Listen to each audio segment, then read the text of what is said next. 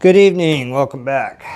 So we're doing another reverb listing. So this here is for a 1988 BB King Lucille. This is the original case. I was going to sell it with the Murphy's Lab, but I had a lot of people tell me that I should sell it with the original case. So that's what we're gonna do. And tonight we're gonna go over what it comes with and the condition of the guitar. And this is, like I said, from my reverb listing. Now when I purchased this guitar, I purchased it almost a year ago. Here's the inside of it. It has the darker burgundy interior, late 70s, early 80s. And let's see here. Inside, these are all the parts we're gonna go over. And this is the original key to it. So we're going to just set those there. But anyways, as I was saying, when I purchased this, it was like a year ago. And when I purchased it, I bought it as a project. It does 100% work. The problem being is the previous owner changed the 4 pots, the 3-way switch, and both of the input jacks. And they bypassed the Veritone switch. So everything works like Les Paul would or any other guitar, but it does not have the stereo now, and the Veritone is bypassed. However, it does come with all the original pots and everything, which I have here, and my plan was to put it back together the way it was supposed to be. So I'm not completely sure what the whole story was behind this and why they dissected it the way they did, but I do have both the original input jacks, the stereo and the mono here, so those can be put back in there. I imagine the whole thing started when the 3-way switch broke on them. So this is the original 3-way switch, and as you can see, it is missing the toggle part, and I imagine it wouldn't have been that hard to just replace the 3-way switch, but maybe somebody was nervous and they got scared looking at all the wires in here. So maybe they just decided, well, let's run it without the Veritone. But here are all 4 original pots. I don't like the way that they cut that out of there, but nonetheless they did. You can tell the red wire goes here. And then who knows, this was why I haven't got to it yet, because it would definitely be a little bit of a time-consuming project to figure out what went where again without looking at some diagrams. But there's all the 4 original pots and the capacitors. Just dropped a little piece of shrink tube here.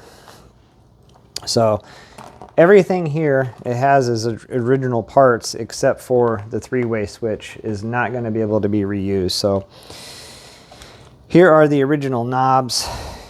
2 of them are still in good condition and 2 of them are broke. So chances are these 2 knobs and the 3-way switch got whacked at the same time. There's no cracks or nothing in the top. There is one vintage strap lock that came with it. I'm just sending it back in there. They did use the original Gibson tune and volume knobs, and they paid $30 for those. And it's pretty expensive for 4 plastic knobs in my opinion, but hey, I get it. I like to use all OEM Gibson parts. If you look at my builds, everything I use is OEM Gibson except for like capacitors. What else would I use that's not OEM Gibson? Maybe a pickup, and it would be a Seymour Duncan of some sort. But anyhow, without further ado, let's go ahead and take a better look at this. So again, like I said, the Veritone switch is bypassed, but it's there. All the capacitors are still on it. It does have some really nice finish checking going on in it. And normally too, let me go backtrack a little bit. When I purchase a guitar, the first thing I normally do is cut the strings off of it, clean the fretboard, clean the guitar, polish everything out, and put everything back on it.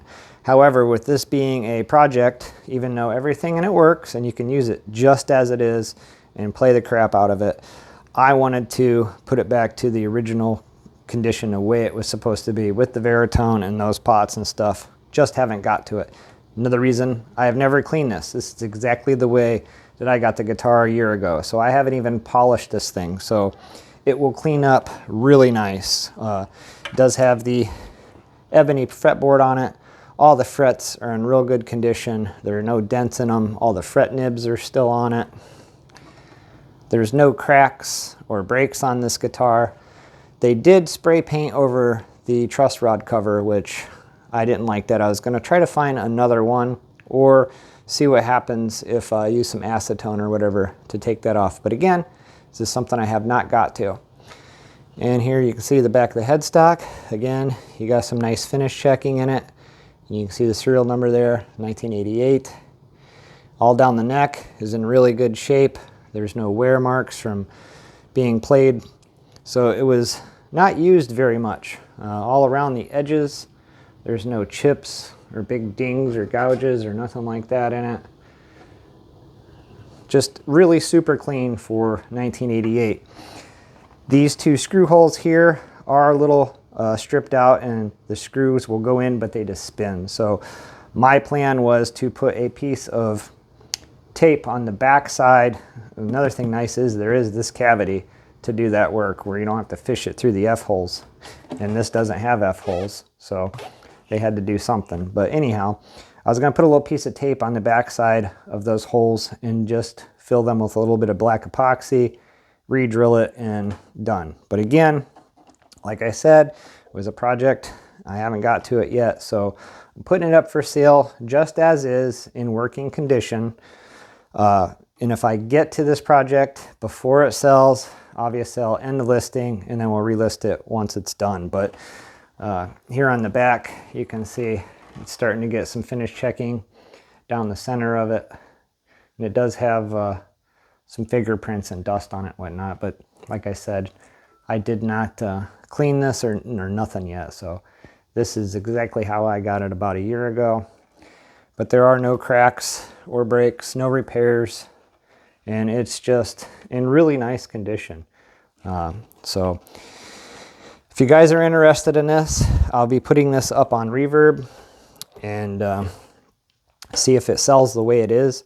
If not, I'll get to it eventually, and then I'll put it back up for sale with the original parts back in it, minus the three-way switch here. That's going to have to be new. I will see if I get to it. I'll see if I can get a gold one because all the hardware on this is gold. They put a chrome one in there.